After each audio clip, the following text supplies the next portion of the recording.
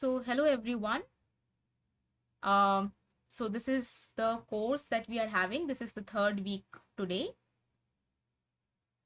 for GATE problem solving sessions in physics. Recording in progress. And we will be discussing as I mentioned in the very first lecture, that the topics that we are focusing are mathematical physics, electromagnetic theory, quantum mechanics, and general aptitude. And in the last week, we saw one question from each of these four topics just to get started and just as a representation of what this course will offer.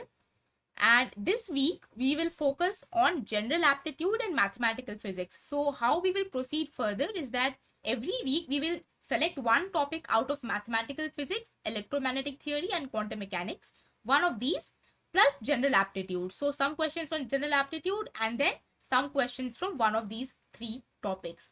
So this week it will be general aptitude plus mathematical physics. So and before getting started, just a few logistical details of the course for those of you who are joining for the first time.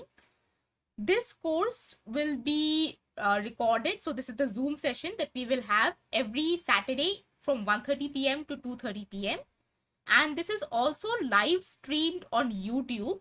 So you can go to the YouTube channel and check the live streaming there as well. And even after this session is over, you can go to the YouTube channel and re-watch the session if you feel like, if you want to revisit some of the questions. So I will just put the link to the YouTube channel in the chat box. You can go ahead and subscribe it.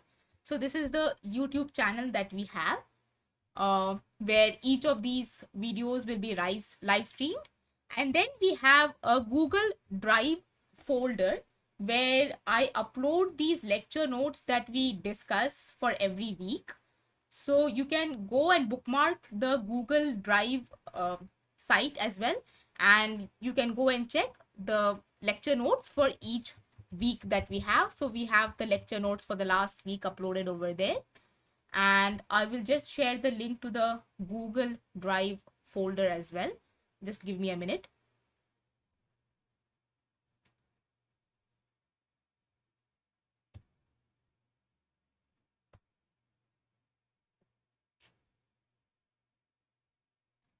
So we have three forums which are going to help you throughout this course. Definitely this Zoom meeting is there. So we will have classes on this Zoom. Apart from that, the other forum that is there is the YouTube channel. And after that, then we have this Google Drive, which I have just put in the chat box for all of you. And there is another forum that we have, which is the Discord channel. So for those of you who have not joined the Discord channel, I will send the link to the Discord channel as well. And you can go ahead and join the Discord server. Just give me a minute. I will share the link to the Discord server in the chat box.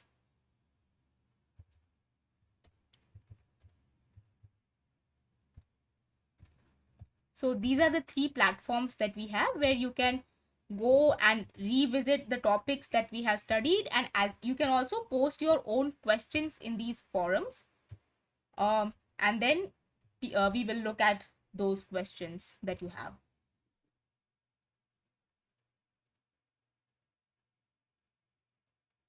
So here's the Discord server link, and you can go ahead and join this Discord server, bookmark the Google Drive folder, and subscribe to the YouTube channel. So these are the three forums that we will have. So let us now get started. So these are the logistical details that we have. Every Saturday 1:30 p.m. we have a 1-hour class, and these are the three links that you should keep saved somewhere on your computer. So let us get started. Today we will focus on general aptitude and mathematical physics. So I have prepared like 5 questions from general aptitude and 5 questions from mathematical physics. So let us get started with the first question.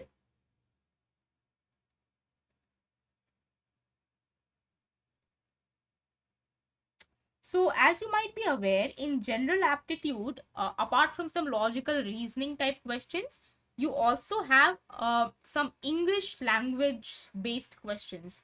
So you need to have like basic understanding of English vocabulary and English grammar. So the very first question out here is on English language. So it says choose the most appropriate word from the options given below to complete the following sentence. And the sentence is, if we manage to dash our natural resources, we would leave a better planet for our children. So this is very easy. All of you might have already answered this question. So the correct option is conserve. And just for your reference, I will put out the Oxford definition for conserve. So for English, I would suggest that you refer to Oxford Advanced Learners Dictionary. You have the website available for free, and there is also an app that they have. It's a paid app, but it's a one-time payment. So if you want, you can purchase the app as well, then it will be there on your phone. So the Oxford definition is that to conserve something means to protect something,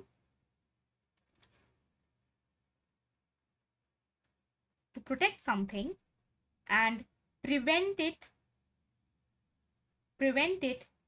from being changed or destroyed. And another similar definition is to use as little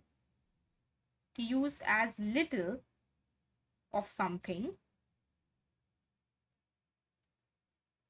as little as possible, so that it lasts a long time. So the definition over here in our example is closer to the second definition that is written. And just some example phrases and example sentences. So one example phrase would be for the first definition is that new laws to conserve wildlife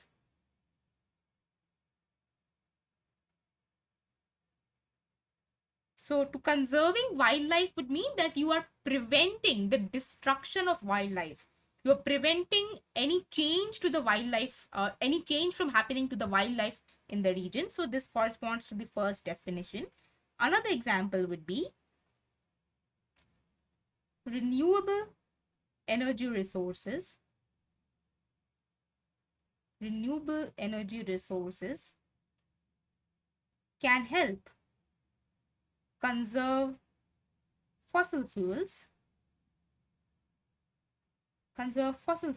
and reduce carbon emissions.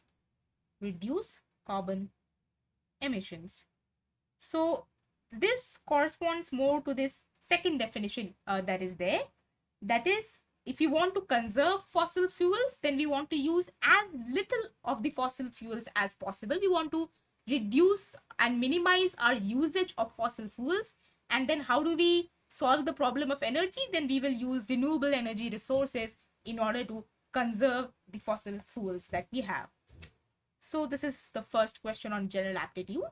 And all of these definitions that I'm writing and these examples that I'm writing are from Oxford Advanced Learners Dictionary. You can go to the online website and you can even download the app that they have.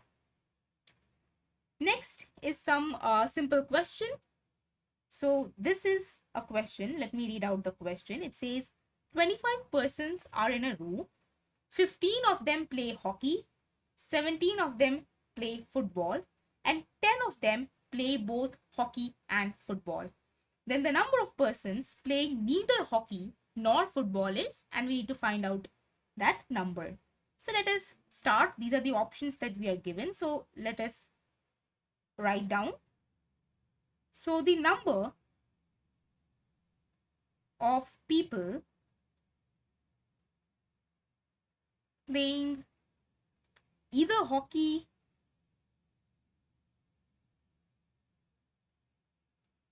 or football. Someone has a question, it seems.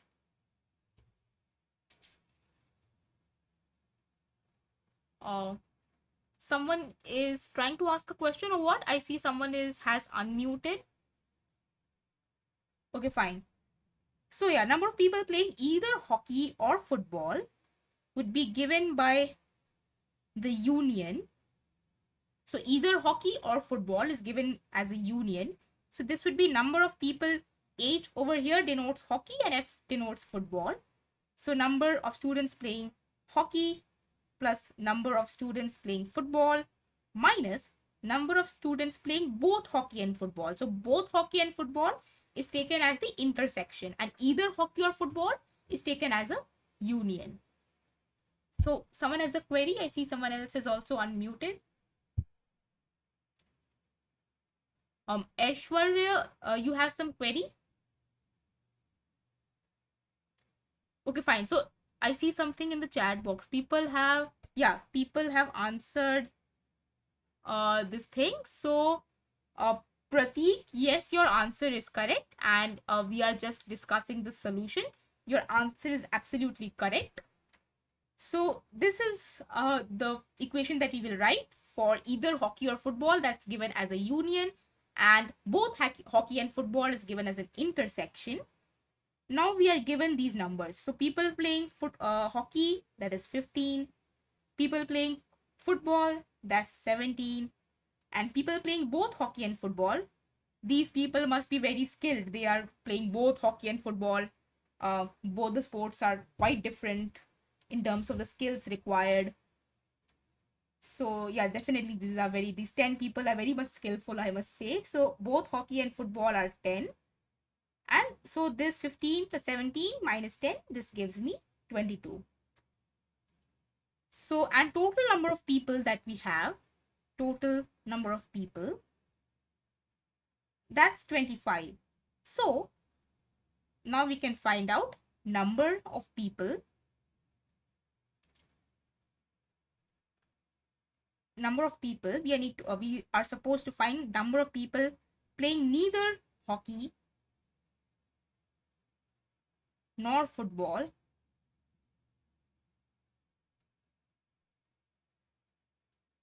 That would be total minus number of people playing either hockey or football. So that is 25 total number of people minus 22 number of people playing either hockey or football. That gives me 3. So this is the answer, 3. So this was a simple question based on some people playing one sport, another people playing another sport, and then the union and intersection. Based on that simple set theory, this question is there. So I would have fallen in this football because I play football. So I would have been in one of these 17 people right here. That would be me.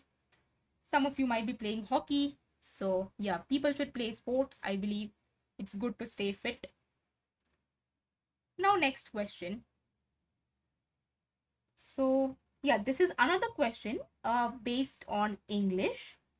So the question says that the question below consists of a pair of related words followed by 4 pairs of words. Select the pair that best expresses the relation of the original pair. And the original pair of words that were given is unemployed is to worker. So out of these 4 options, we need to select which option is closest in the relation specified by unemployed is to worker. Now, if you see that the relation unemployed is to worker is like that of an adjective and a noun, the noun being worker and unemployed being the adjective describing the state of the worker. So the worker could be either employed or unemployed. So unemployed describes the state of the worker. So it's like an adjective is to noun kind of a relation that we have. So the correct option which matches this over here is this: follow is to land. Now some of you might be knowing the meaning, some of you might not be knowing the meaning. So I will write down the meaning again from Oxford dictionaries of follow. So follow means of a farmland. So follow is typically used when you are trying to describe a farming land, and it means that it is not used for growing crops. So this is the most correct option over here. Why? Because unemployed is a state of the worker wherein the worker is not being worker is not working. So worker would be supposed to be doing some work, but the worker is not doing any work. Similarly, a farmland or any land would be meant for some farming activities and using for some agricultural activities, but if it is not being used, then it is a fallow land. So this is the correct option over here, and this is the definition of fallow. Again, people should, I think, refer to Oxford Advanced Learners Dictionary. You could also refer to Cambridge Dictionary. So some of the famous dictionaries that are there, I would list them down for you, so you can go ahead and refer to these dictionaries for any English language query. So Oxford dictionaries, this I believe is one of the best. Then you have Cambridge.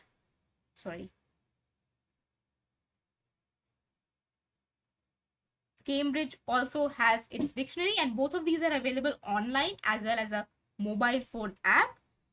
And then of course you can refer to Google. Now these days Google also provides you the definition in its Google dictionaries, so you can refer to the Google dictionaries, but these two are pretty much more standard. Other ones are Macmillan Dictionary or Merriam-Webster Dictionary, but typically Oxford is, I feel personally, it's one of the best. So next question, this is based on time and work.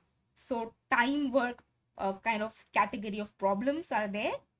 So the question states that 5 skilled workers can build a wall in 20 days. 8 semi-skilled workers can build a wall in 25 days. And 10 unskilled workers can build a wall in 30 days. Now we have a team. So we have a team of people from each of these 3 categories. So if a team has 2 skilled, 6 semi-skilled, and 5 unskilled workers, how long would it take to build the wall? So it's another simple logical question based on time and work. So let us start solving the question. So let me use some symbols. So S would denote skilled worker. S prime would denote, let's say, a semi-skilled worker. Let S prime denote a semi-skilled worker, and let U denote an unskilled worker. Okay. Now, if we want to build a wall in one day, so we would like to use unitary method, but for time and work. So this time and work seems to work a little bit differently than the normal unitary method, but it's just that you need to use your logic. So to build a wall in one day, let us say we have only skilled workers. Then if we have only skilled workers, then we would need 100 skilled workers. So 5 skilled workers take 20 days to build the wall. So if you want to build a wall in one day, then we would need 20 into 5, that is 100 skilled workers. Note that this is a multiplication. It is in a standard unitary method, you typically divide things. You would do 20 divided by 5 or something. But here it's like a product. So take note of this thing right here. Then let us say if we had only semi-skilled workers, then semi-skilled would be 8 into 25. So what is happening over here? 8 semi-skilled workers take 25 days to build a wall. So if you want to build a wall in one day by using only semi-skilled workers, I would need 8 into 25, that is 200 semi-skilled workers. Next, if we have unskilled workers, then that would mean I would need 300 unskilled workers. Why? Because we are given that 10 unskilled workers take 30 days to build a wall. So to build a wall in 1 day with only unskilled workers, I would need 300 unskilled workers. So yeah, Nisha has given the answer. Nisha, you are right. So I would just be discussing the solution for other people as well to follow, and just for the sake of completeness. So this is how, if we have just only one class of workers, how many workers we would need. And from this we can come up with a relation that 100 skilled workers are equivalent to 200 semi-skilled workers, which are further equivalent to 300 unskilled workers in the terms of time taken to build a wall. So each of these configurations are building a wall in 1 day. So 100 skilled workers also build a wall in 1 day, 200 semi-skilled workers also build the wall in 1 day, and 300 unskilled workers also build the wall in 1 day. So simplifying this would give us a skilled worker is equivalent to 3 unskilled workers, and a semi-skilled worker is equivalent to 1.5 unskilled workers. So this is the relation that we have between skilled, semi-skilled and unskilled workers. So now let us say that time to build a wall by the team is, let us say, T, and our team consists of 2 skilled workers, 6 semi-skilled workers, and 5 unskilled workers. Now using these relations out here, this would be equal to 1 skilled worker is 3 unskilled, so 2 into 3 unskilled. 1 semi-skilled is equal to 3 by 2 unskilled, so this into 3 by 2 unskilled, and 5 unskilled. So this would give you 6, and this is like so, 6 plus 9 plus 5, that is 20 unskilled. So our team of 2 skilled, 6 semi-skilled, and 5 unskilled workers is essentially equivalent to having, let us say, only 20 unskilled workers.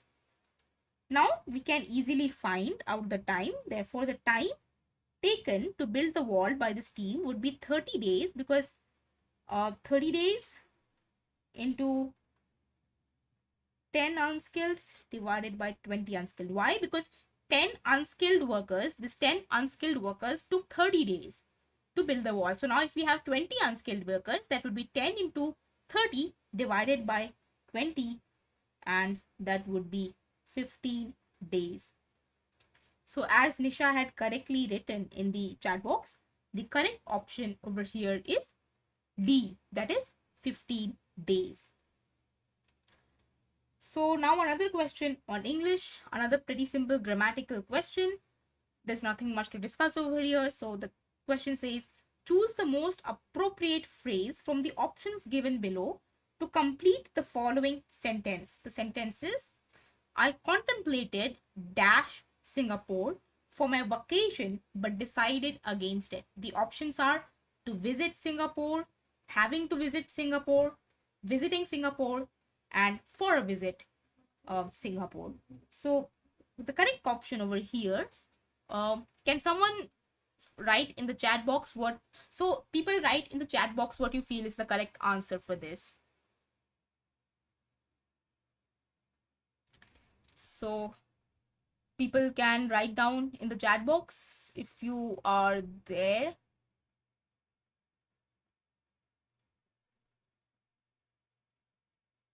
Yeah, everybody please write in the chat box what the correct option is.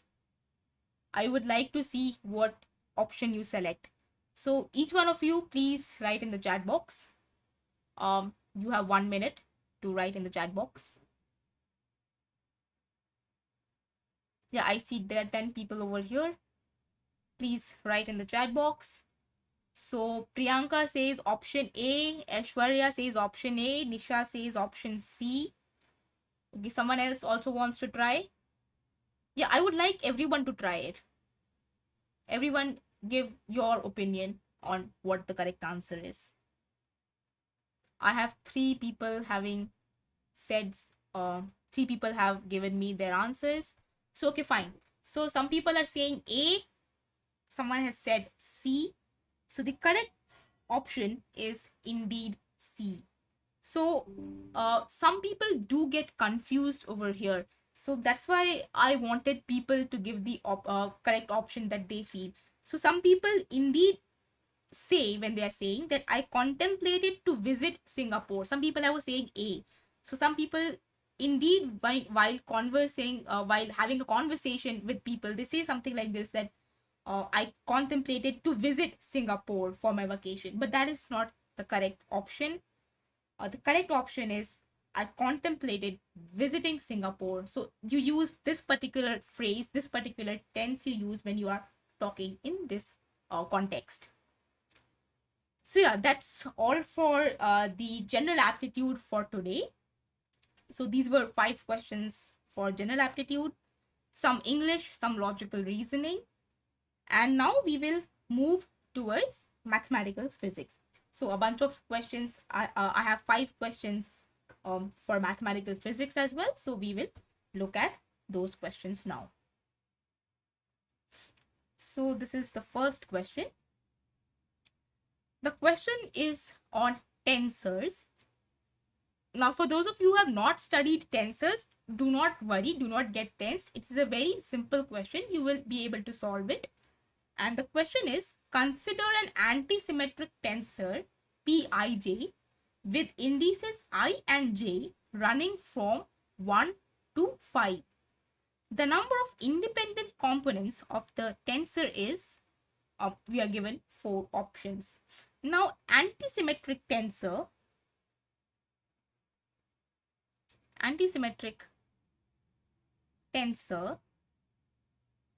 means that if you have Pij is your antisymmetric tensor, so if you interchange the indices, so if you interchange, then you get a negative sign. Sorry. So Pij is negative of Pji. So if you interchange the indices, you get a negative sign. That is the antisymmetric tensor. Now, you can represent this Pij tensor as a matrix. And if it is an antisymmetric tensor, you can represent this as an antisymmetric matrix. So if I want to write the matrix representation,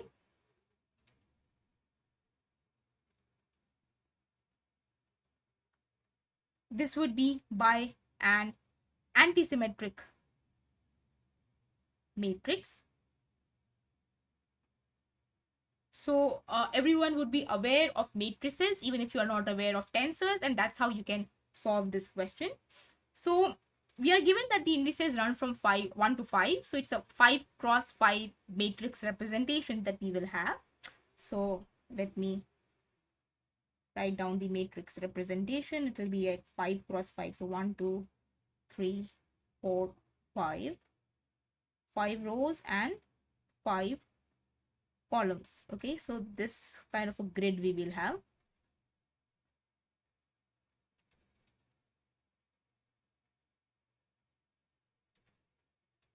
Okay, so this will be the 5 cross 5 matrix representation. And if it is so as someone has given the option and it is the correct option, we will just discuss it. So now if it is antisymmetric, then what we have is Pij is equal to minus Pji. Now this means that the diagonal terms, which are Pii, would be 0, because 0 is the only number which is like the negative of itself. If you have 5, then 5 is not equal to minus 5. Only 0 is equal to negative 0. So the diagonal elements would have to be 0. So each of these terms over here in the diagonal would be 0. And since it is antisymmetric, all these terms in the upper triangle would be negative of the terms in the lower triangle. So all we need to worry about in the terms of independent components are these upper triangular or equivalently the lower triangular elements, because the other triangle, so this thing right here, would be the negative of the upper triangle. So purple would be equivalent to negative of the green elements. So, uh, so we only need to consider one of the triangular elements. Now, the independent components would then be, so we just need to consider these elements. Let me just highlight them for you.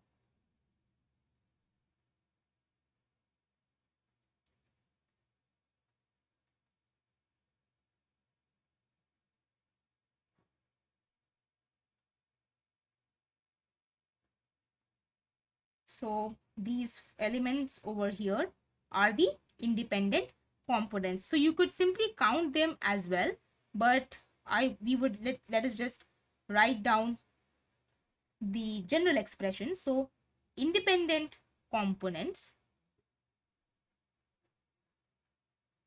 would be given by n squared minus n divided by 2. And why so? Because n squared are the total components. So if the indices run from 1 to n, say, then n squared would be the total components and n would be the diagonal components.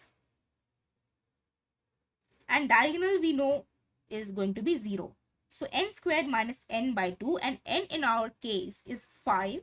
So n squared minus n by 2 for n equal to 5 is 25 minus 5 by 2, which is 10. So as Priyanka and Rajiv have correctly answered, the option is B, 10. So this is how you will solve the question. Next up, we have a question on a complex analysis. So this is integration of complex valued functions. So the question is, the value of the integral, we are given a closed line integral of the function e to the power z times sine z divided by z squared. So, by the way, if people have some question in between, if you are not able to understand, please feel free to unmute or write in the chat box. There are quite a few people who are able to understand and are answering the questions correctly. But if you are not able to understand, please don't feel shy and feel free to ask the question, and I will repeat it again for you and try to explain it a little bit better so that you can understand. So, if any one of you have any query up until now, please stop me and feel free to ask the question. So this is a question on complex valued functions. So we are given a function and we are given a contour, the closed contour over which this closed line integral is to be performed. And this contour is given as a unit circle centered about a different point, z equal to 2, not z equal to 0. That is not the origin. And we need to find out the value of the integral. Now, before proceeding, I would like to write down the residue theorem for you, for all of you. For those of you who know, they have already answered, and for those of you who don't know, here is the residue theorem, which we will use for solving this question. And not only for this question, you will use this for solving all kinds of complex valued functions, integrals of complex valued functions. So the residue theorem says that if we have a complex valued function f of z and we need to find out the line integral over a closed loop, then this is given by the following.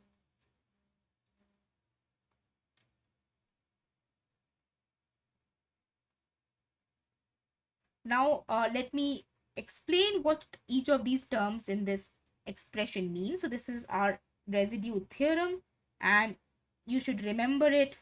It is like one of the most important topics in complex analysis that we have, and you should remember it always. So let me just explain these terms right here. F of z is a complex valued function. Why? Because z is a complex number that we have, and it can give you a complex valued results. So it's a complex valued function, and it is also single valued. meaning at some particular value of, what does single valued mean? Single valued means that for a given value of z, you only have one value for f of z. You cannot have 2 or 3 kind of values for f of z. So it's a single valued analytic function, and it is analytic inside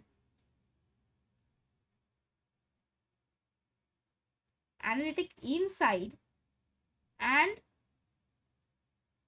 on a simple closed curve C, except, so it is analytical everywhere within and on the curve except at singularities. So you have a finite number of singularities. So this finite number of singularities would be the points z equal to a, z equal to b, z equal to c, and so on. And these lie inside the curve C, which have residues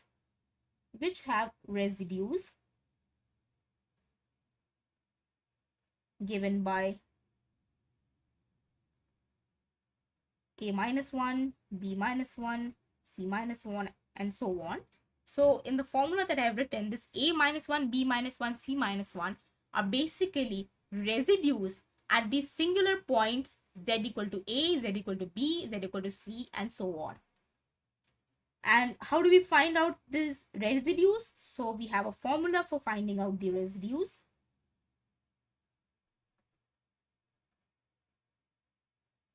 So I'm writing down the formula for finding out the residues.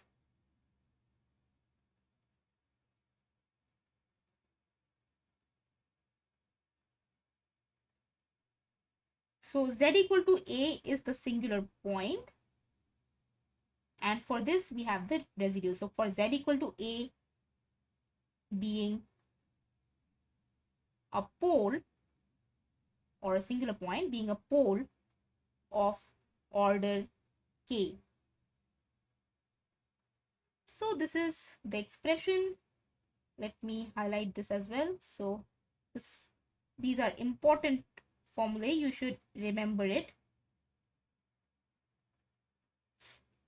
Now let us come back to our example and solve it. So in our example, our f of z is given as e to the power z sine z over z squared. Now, what are the poles over here? Poles would be where the function becomes singular. So that means the denominator goes to 0. So denominator goes to 0 means z square goes to 0. That will give you the poles. Now z squared would go to 0 at z equal to 0. And this is a pole of order 2. Why order 2? Because it is z squared equal to 0. Had it been z equal to 0, that would be order 1 or a simple pole. Had this denominator been z cubed, then we would have a pole of order 3. Had it been z to the power n, that would be pole of order n. So that's how you determine the order of the pole. So it's a pole of order 2. Now let us look at the curve that we are given.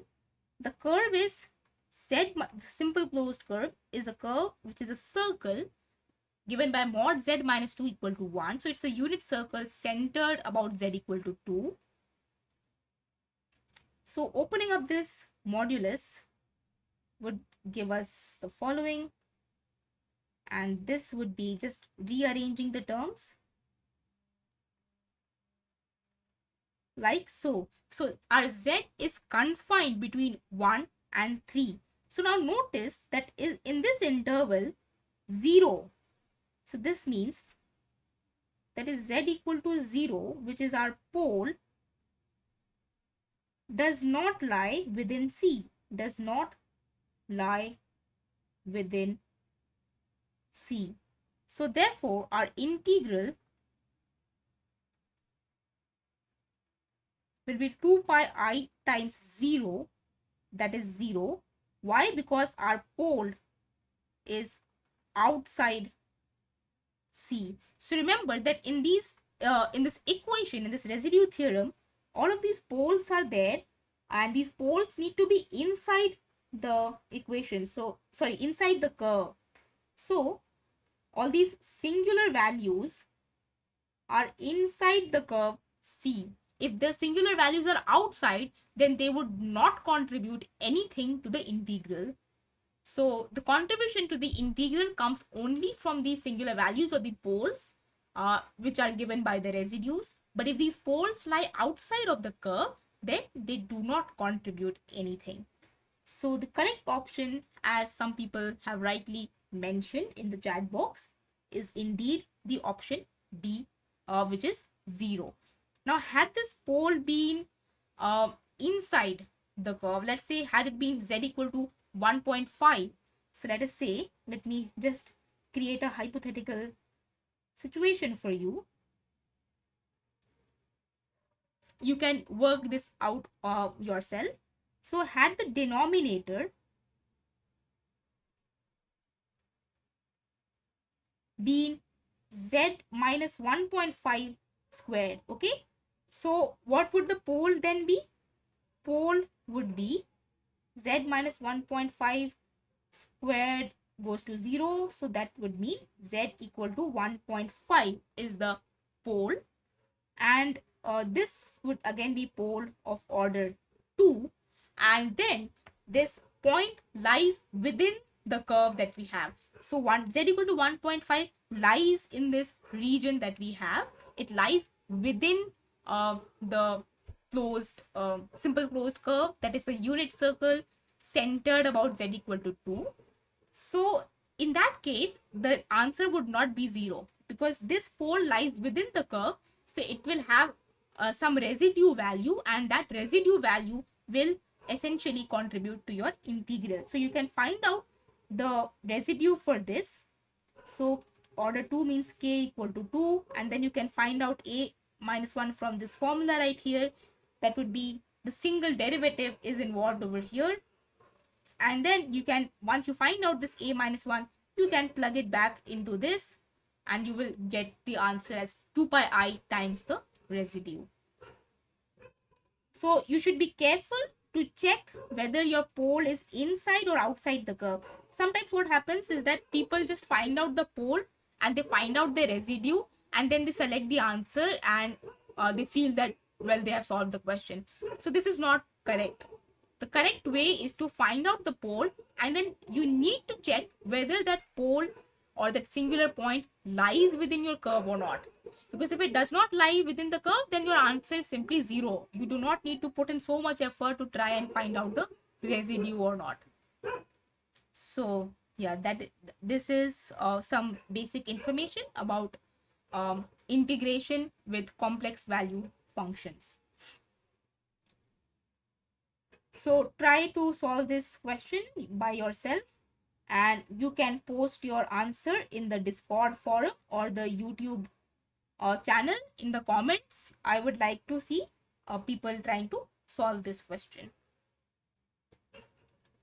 So now let us move further. We have another question on eigenvalue problem. So we had seen the eigenvalue problem last time.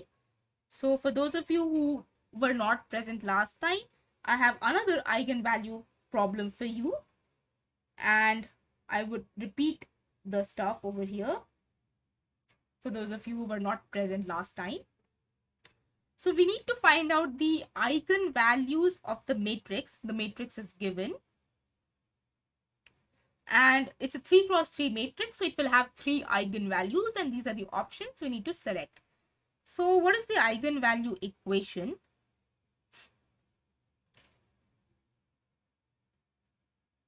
The eigenvalue equation is given as follows. Ax equals to lambda x, where A is a square matrix, lambda is an eigenvalue, and x is the corresponding eigenvector. Now, solution to this eigenvalue equation, so solution would be given as follows. So if we just rearrange the left hand side and right hand side, we would get the following: a minus lambda I times x is equal to 0. So as I'm solving the question, people also side by side keep working, and if you come up with the eigenvalues, just let me know what the answer is. So in the meantime, I'm discussing some basic theory about eigenvalue equation.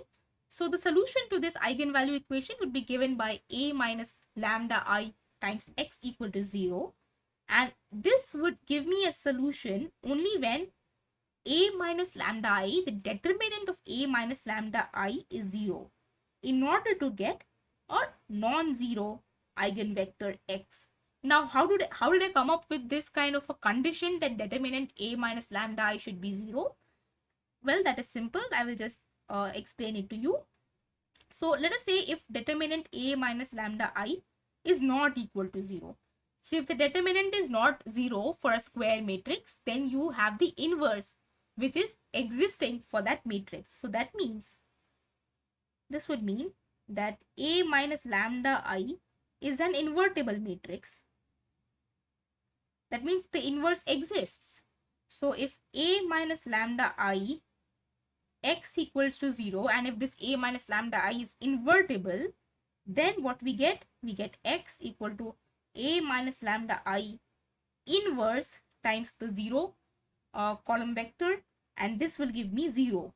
So that means my eigenvector x comes out to be 0. But I do not want a 0 eigenvector. I do not want this trivial solution.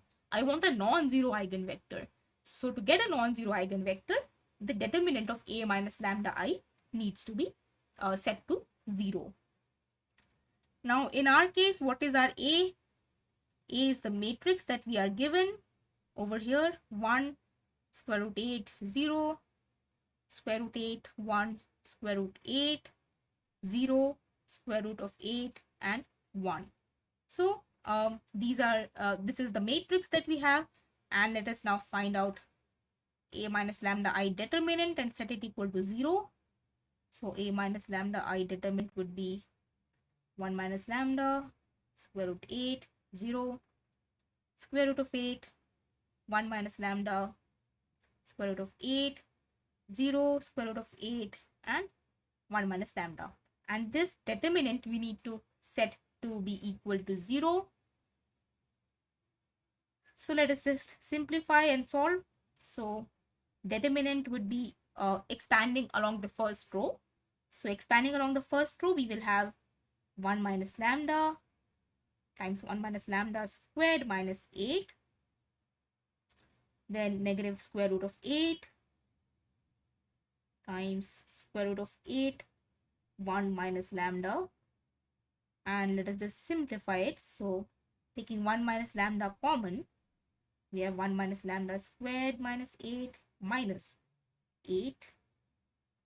And this is just plain and simple algebra that I'm doing. You can do the algebra on your own. So for the sake of completeness, I'm doing the algebra over here instead of just jumping down to the answer.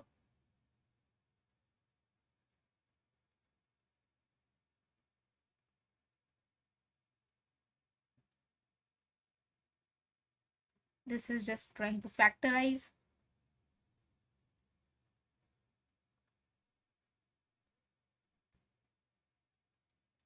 And finally, we get the 3 factors. So the solution to this would be that the eigenvalues are lambda equal to 1, negative 3, and 5. So from here, so setting this equal to 0, we get these as the eigenvalues. So coming up to the option C, as some people have rightly answered in the chat box. So option C is the correct answer.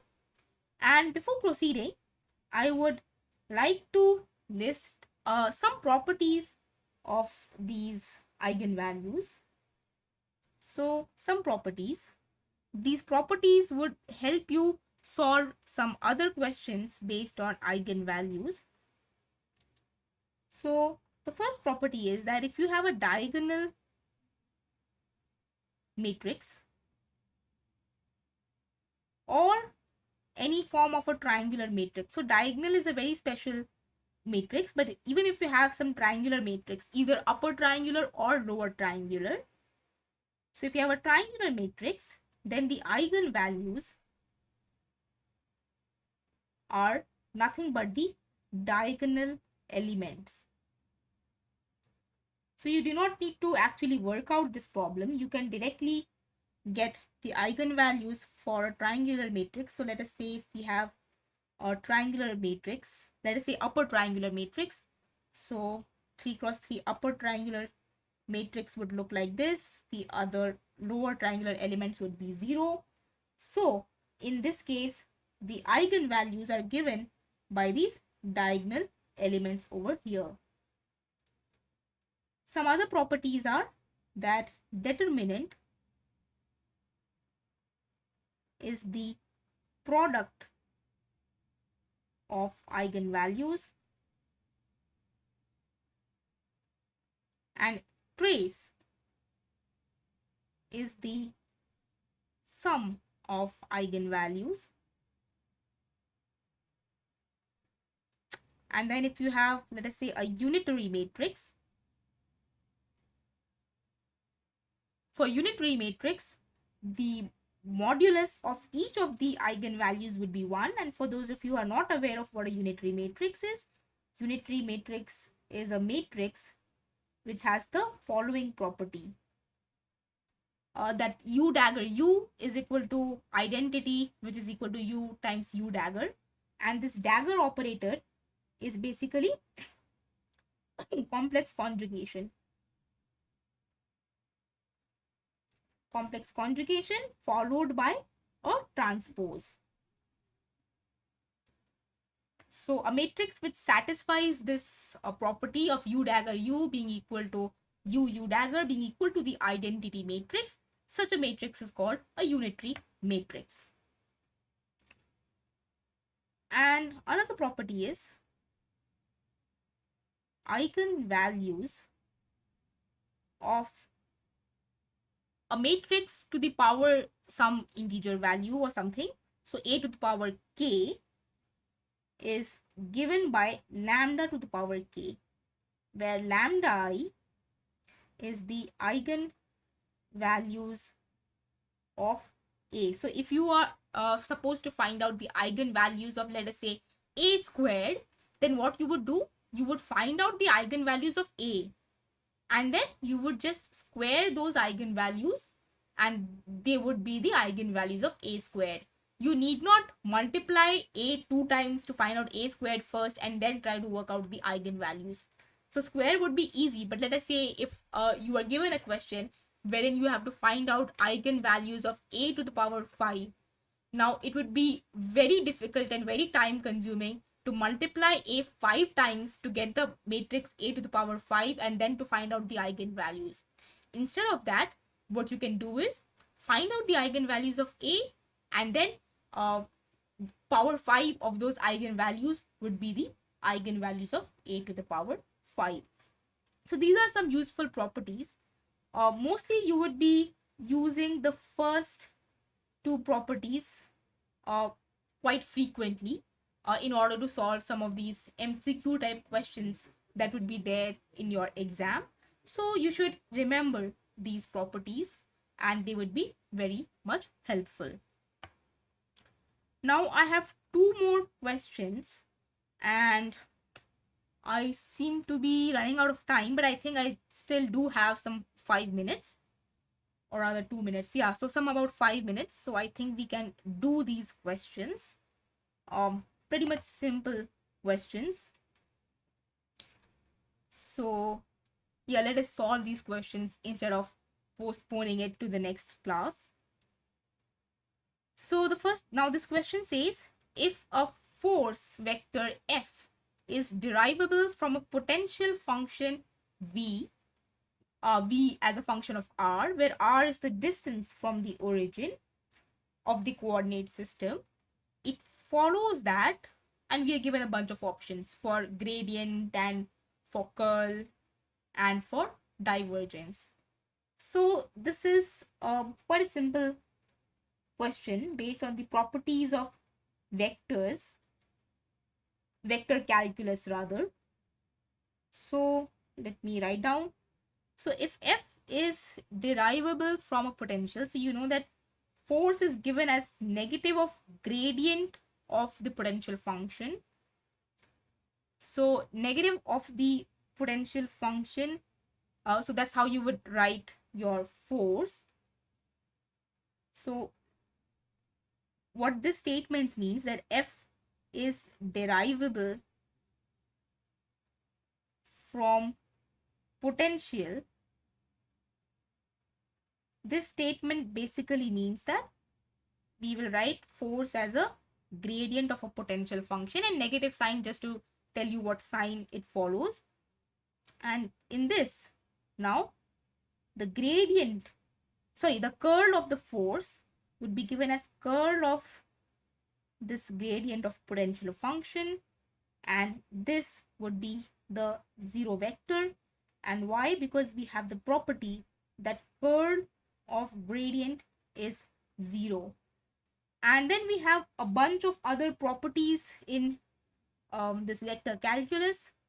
I will just list out those properties for you.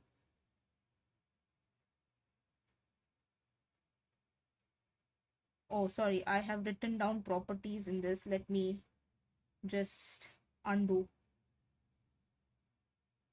So yeah, I have written down a bunch of properties for you. So I will be sharing these notes with you. Then you will have all these properties written down in one place.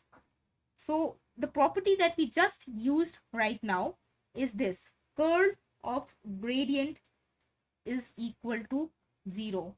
Another similar property that we have is that the divergence of curl is equal to 0. So this is another, these are the two uh, quite popular properties that we have, so to say. You should remember, you should definitely remember these two properties. And there are a whole bunch of other properties. Out of this, I would say this last one um, is also quite important.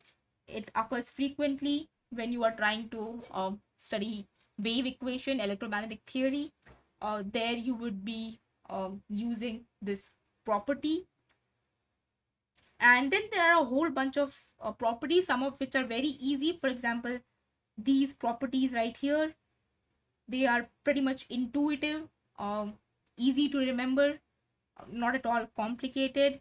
Then some properties are quite a bit complicated, like these two ones over here. They have 4 terms and it's quite difficult to remember these properties. But yeah, so these are the list of properties that are there for vector calculus.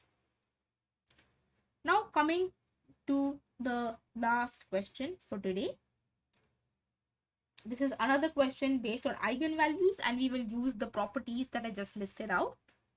So it says a 3 cross 3 matrix has elements such that its trace is 11 and its determinant is 36. The eigenvalues of the matrix are all known to be positive integers.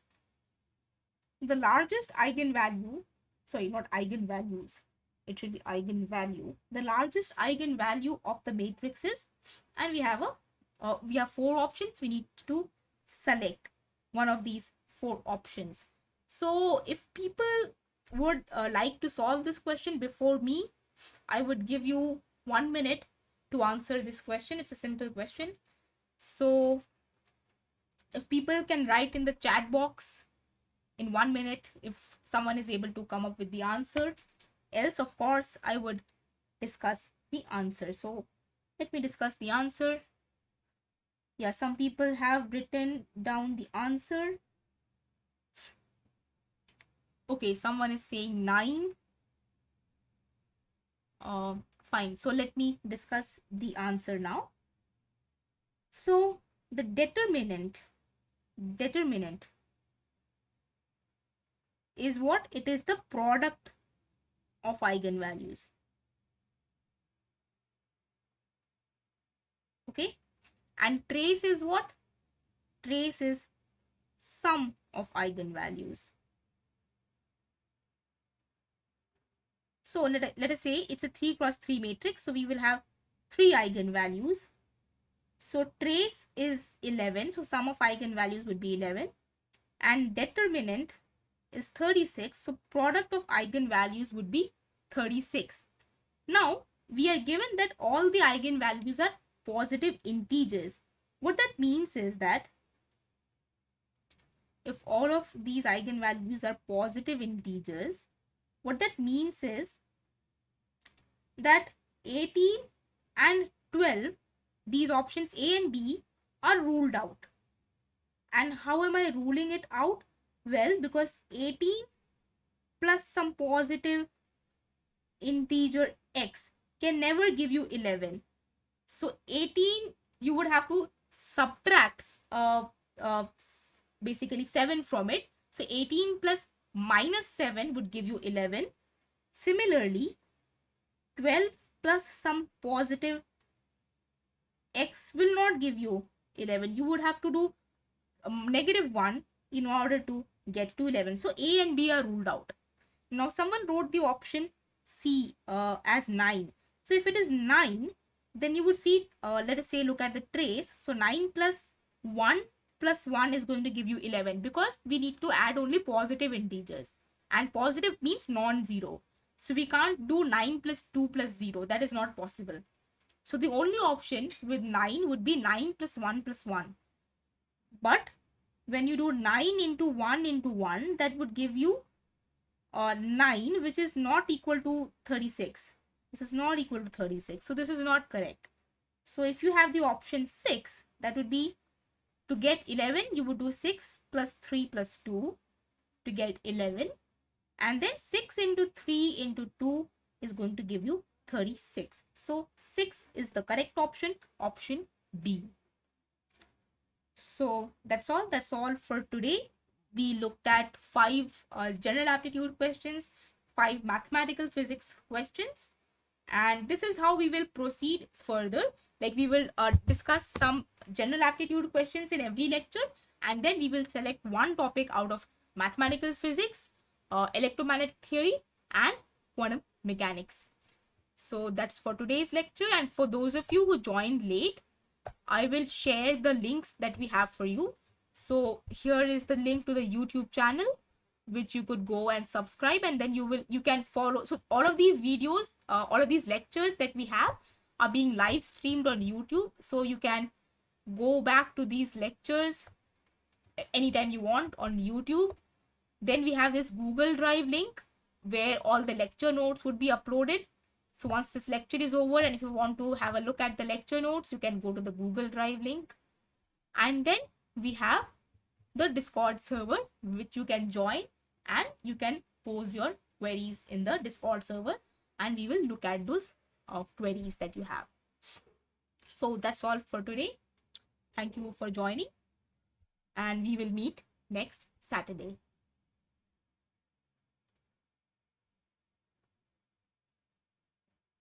Recording stopped.